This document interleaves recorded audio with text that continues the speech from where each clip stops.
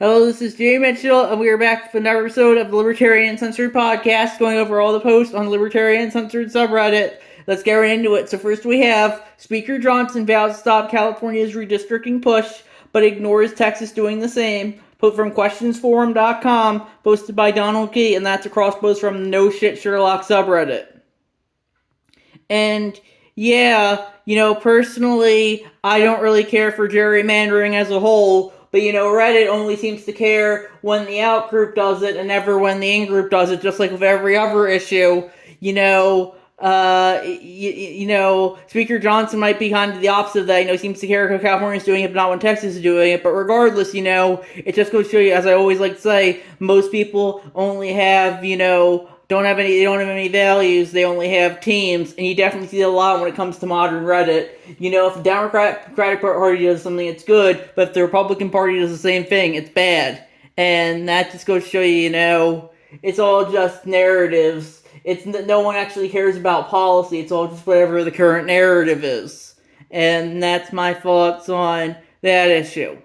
Then next we have federal agents open fire at San Bernardino family during enforcement operation, DHS says, from CNN, and that's from share.google, posted by Ninja Lover, and they added, when masked men suddenly surround your vehicle, you need to let them do whatever they want to you because they might be masked federal agents.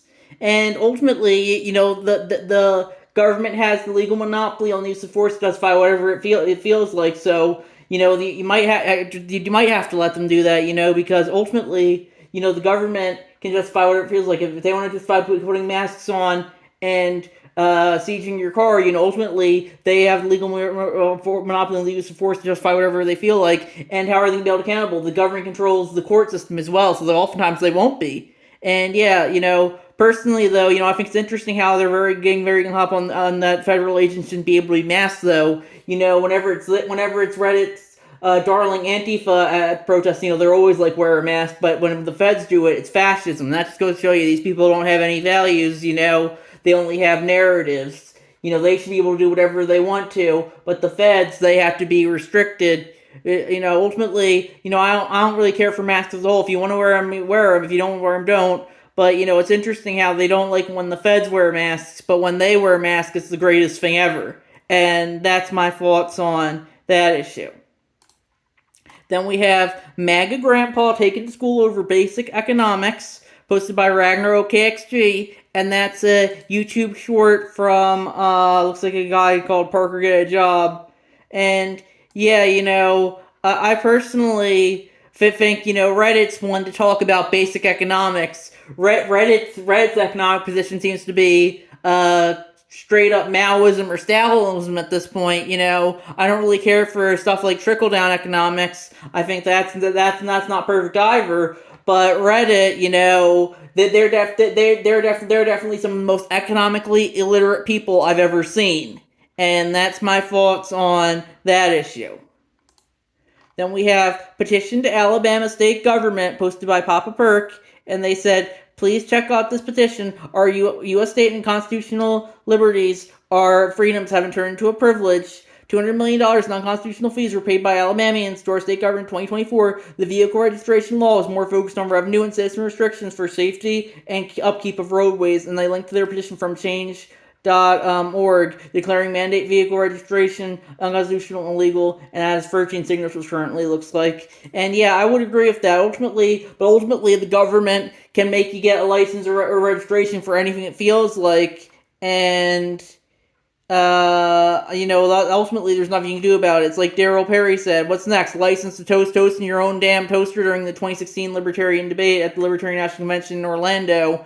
And ultimately, if the government wanted to enforce that, they could do it. The government can enforce any license or registration it wants to, and sometimes there's nothing you can do about it. Personally, I don't think the government should have licenses or registrations for anything. And if people want to justify doing something, they shouldn't have to ask the government permission to do so. But ultimately, the government will enforce whatever it wants to, and sometimes, as I said in the past couple of headlines, there's nothing you can do about it. And that's my thoughts on that issue. Then we have Socialism in Bolivia, long lines to buy bread, is defeated after 2 decades, posted by Lemon Limelight, and they said from the Washington Post, Bolivia's socialist movement has been defeated for the first time in 2 decades. Preliminary election results showed as voters chose a centrist and right-wing candidate to go head-to-head in a presidential runoff election. The fiscal dramatic change to the Central South American nation. It's at the end of an era for Bolivia, where the leftist movement of former President Evo Morales has dominated politics since the historic 2005 election as a co-advocating outsider. The country of 12 million is mired in its worst economic crisis in 40 years, and voters managed to change. Morales' so-called economic miracle was once hailed as a social success story. During his free terms as president, his government was credited with lifting millions out of poverty and into the middle class, but much as it did under his leftist Latin American contemporaries at the start of the century, government spending under Morales depended on influx of cash from the global commodities boom. Everything changed after prices for Bolivia's main export, natural gas, plummeted. Gas exports declined, imports rose, and the central bank began running out of dollars. Bolivia, which once supplied half of its own diesel fuel, produced only 12% by 2023. In recent months, Bolivians have been forced to sleep in their cars and to wait to fill their tanks amid widespread fuel shortages. Inflation, which until 2023 was controlled at 2%, was more than 16% in July. Those who depend on government-subsidized food products have had to form long lines to buy bread. And yeah, my thoughts on that are, ultimately, whenever socialism fails, Reddit will say that's not real socialism. You'll always have an excuse. They will say, oh, that's not real socialism, or be bummed it failed, because it's only socialism somewhat successful, like when it was with the Nordics. Otherwise, it's, oh, that's not real socialism. Yet when Nazi Germany came around, they don't go, oh, that's not real fascism. So anything that's even remotely fascist, they'll say it's fascist. But, even if it directly markets itself as socialism, they'll say, oh, that's not real socialism. It just goes to show you they don't have the same standard for all the ideologies. They let their pet ideology, hold their pet ideology to a lower standard than they hold all the other ideologies. And that's my thoughts on that issue. Then we have Robert Reich. Trump is the big government nightmare that conservatives have always warned us about, from Facebook.com, posted by Mundane Image 13. And they added, yep, and they continue to support him. It's a form of TDS, LOL. And the post he linked to is Robert Reich said, and yet many Republicans, so-called small government conservatives, are happily going along with it. And they linked to a Blue Sky post from himself. He said, sending troops into USA against their will, strong-arming corporations and extracting gifts in exchange for tariff exemptions, calling on state governments to gerrymander in his favor. Trump is the big government nightmare conservatives have always warned us about. And yeah, personally, I don't really care for Trump, but I think he's more par for the course than the unique evil that Reddit makes him out to be. He does do a fair bit more of performative theater politics than someone like Barack Obama or Joe Biden does, I would say. But in the end, they're all letting the CIA really run the country, and the other alphabet agencies, or the deep state and the military-industrial complex, etc., etc. They might be marketed as different, but they're really the same thing. And Reddit's narrative, is that Trump is this unique evil, but in reality, I would say he's just par for the course. And back in the 2000s, Reddit was like, oh, George W. Bush is this unique evil, and now they try to rehabilitate him. So maybe Trump, after he goes, to try and rehabilitate him and say the next Republican president is this unique evil. Well, in reality, they're just moving the goalpost. And yeah, that's my thoughts on that issue. Then we have Oklahoma to require ideology tests for teachers from New York and California, from PBS.org, posted by Swamp Pinky Dan, and that's a cross post to the moderate politics subreddit. And yeah, personally, I don't think government jobs should require an ideology test, but ultimately, as I've stated in a lot of these stories, government has a legal monopoly enforced to justify enforcing whatever it wants to. And regardless, Reddit thinks this is the worst thing ever, but I'm sure if it was a progressive ideology test, they think it's the greatest thing ever. And that just goes to show you Reddit doesn't really have any values at this point other than orange man / Republicans bad. Next, we have Libertarian Ideology's Preference. We need a long version of this to cover nuances, posted by Zevlar, and that's crossed from the Libertarian Community subreddit. And it looks like libertarian fighting, which I do support. And then there's anti-status versus status. I would consider myself more anti-status. Direct democracy versus anti-democracy. I would consider myself more anti-democracy. Democracy is simply tyranny of the majority and mob rule. Renter versus Georgist, I guess. More Georgist, I guess. Ultimately, I don't care for any taxes, but I do think a land value tax would be probably the most justified one. Austere versus Bleeding Heart. I would definitely consider myself more austere. Then Technological versus utilitarian. I guess more utilitarian, I guess, for myself. Strict borders versus open borders. Personally, I would consider myself more open borders, but I think if people do want to enforce a border, they should be able to do so. If it's as long as it's of a voluntary collection of people instead of a forced collection of people. Ultimately, I think borders very much should be looked at more on the individual level rather than the societal level as well. Then we have Luddite versus technologist. I guess I'm kind of in the middle of that one. It's secessionist versus utilitarian. I definitely would put myself more on the secessionist side. I think the libertarian perspective is you gotta support secession down to the individual level. And then we have revolutionary versus reformist. I guess I would consider myself more revolutionary. Copyright versus copyleft. I guess I'm more anti-copyright. So I think if you put something out there, everyone should be able to do whatever they want with it, regardless of who created it. Anti-UBI versus pro-UBI. I'm in the middle of that. I'd say, I think if taxpayers want to fund a UBI program, I personally would support it, but there might be other things they want to fund as well. I don't think taxpayer dollars should go to something funds things that they don't want them to fund. Then national versus global. I guess I think I'd be more on the I've been between those. I guess I think each individual. I'm more of an individualist rather than a nationalist or a globalist. I think it's important to focus on each individual in regards to the struggle and the fight for liberty. Then we have isolation versus intervention, and I guess I would consider myself more isolationist. It's not that I don't care for the people of other countries, but it should be their job to deal with their own country rather than the job of the U.S. to get involved in foreign affairs and liberate them. They need to liberate themselves rather than rely on the U.S. to liberate them. Then we have pro-life versus pro-choice. I personally consider myself more pro-choice. I think it's more of a bodily autonomy issue, and that's why I considered myself. I used to consider myself to be a progressive since I was pro-choice. But then progressives said, "Oh, vaccines. You can't be pro-choice for vaccines. That's since they're contagious." And that's a big reason why I left the Democratic Party.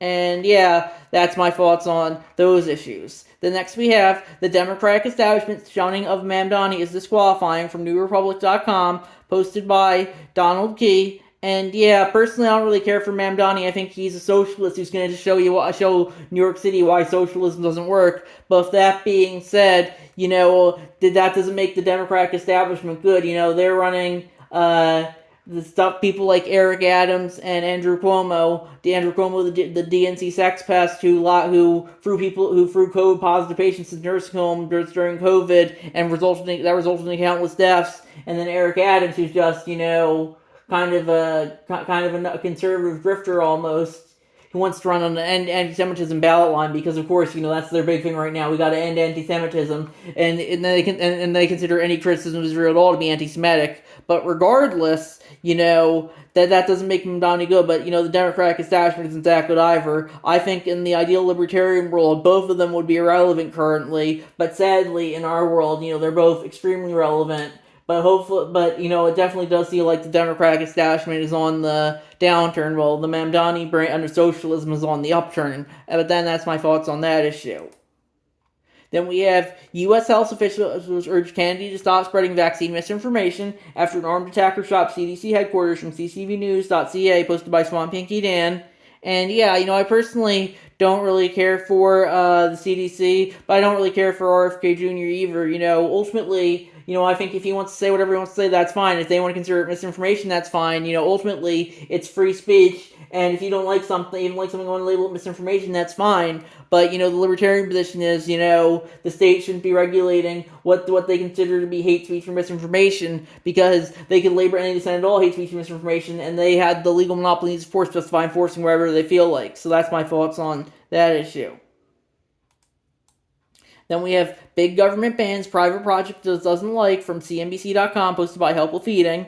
And yeah, personally I don't really care for that, but ultimately, as I stated pretty much every these, the government has the ability to force whatever it wants to, even if you might not like it. And that's why I think the libertarian perspective is if you want to do a project, you shouldn't have to ask government permission, you should just do it. And if they try and stop you, ultimately, they have legal monopoly to force justify whatever they feel like, but, you should be free to do what you want. If they want to arrest you and throw you in jail or kill you or straight up kill you, sometimes that's how life is, and you just have to deal with it. Then we have Tulsi Gabbard announces plans to cut intelligence staff by half from BBC.com, posted by Swampinky Dan. And yeah, the Reddit of like 2012 or 2013 would have loved this. They hated big government intelligence agencies like the NSA, CIA, FBI, etc. But now, since Reddit's turned into shitlib central, and then they constantly push Russia, Russia, Russia, they'd say, "Oh, this is a Russian plot to weaken America," yada yada yada. And it just goes to show you they have no values other than whatever the MSM narrative is, pretty much. The Russia push really kind of destroyed them. Now they want the government to be as big as possible, and if they don't want it as big as possible, and they might not say that, but they pretty much do. They want the government to be as big as possible, and anyone who says will be was labeled a Russian asset or Nazi or fascist or whatever labels they like to throw at you. And that's my thoughts on that issue. Then we have 3D Cube Political Compass results, posted from Political Compass, posted by Zvlar, and that's across the Political Compass subreddit. And yeah, it looks pretty interesting.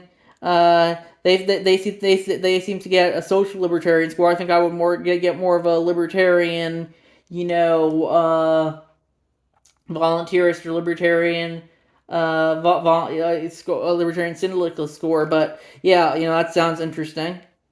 Then we have updated 3D, and then the updated Political Compass test long form 50 questions from Persuasive, another post from Political Compass, and that's pretty much the same thing as the last post. And I think we're gonna wrap it up there. I'll see you guys in the next episode. Bye.